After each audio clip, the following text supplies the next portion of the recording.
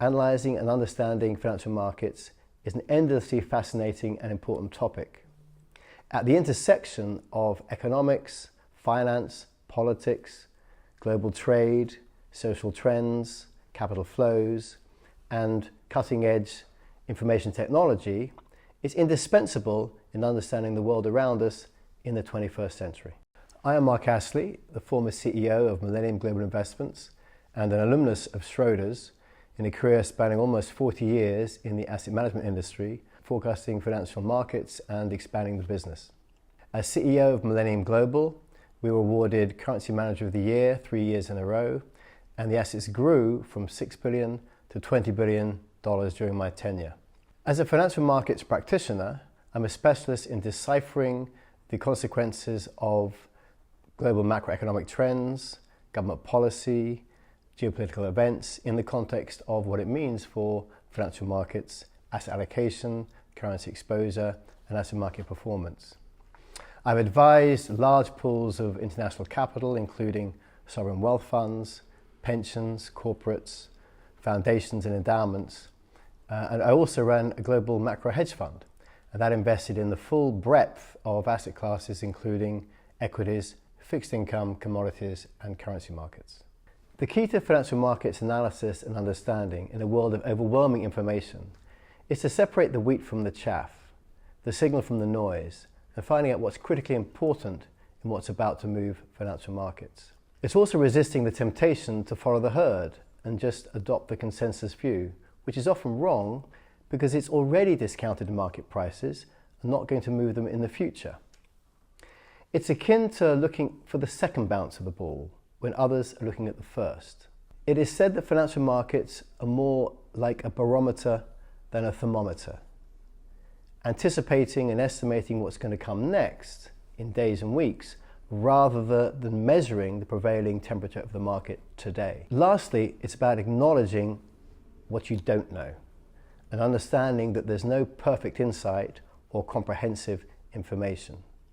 And as such, it's as much about avoiding mistakes, avoiding hubris, and focusing on risk management. I take a global perspective, analysing the vantage point of investors in Asia, Europe, and the Americas, having lived and worked professionally in Hong Kong, London, and New York, and travelled extensively in Japan, Australia, and the Middle East in advising institutional investors in asset allocation and currency exposure. I have written extensively on financial markets, and in particular having written a book on currency management strategies.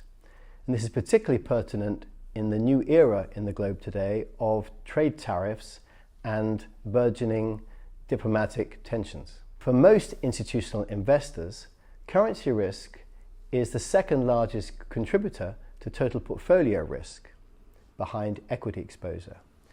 But this is often misunderstood or even ignored, because there's a belief in the myth that currency exposure all comes out in the wash. However, history is replete with significant portfolio losses as a consequence of not adequately managing that currency risk. Today, the post-World War II international order is over, globalization is in retreat, historic alliances are crumbling, security umbrellas are closing, and monetary and fiscal policy coordination is evaporating. And indeed, economic policy at large is increasingly seen in national security terms. Furthermore, major secular trends such as the revolution in AI, the question mark around whether the US dollar will remain as the world's reserve currency, with cryptocurrencies becoming increasingly prevalent, the concern about the global debt mountain of $325 trillion of debt are all changing the way financial markets respond to prevailing economic developments. In that context, analysing and understanding financial markets is an endlessly fascinating and important topic. At the intersection of economics, finance, politics, global trade, social trends, capital flows, and cutting-edge information technology, it's indispensable in understanding the world around us in the 21st century.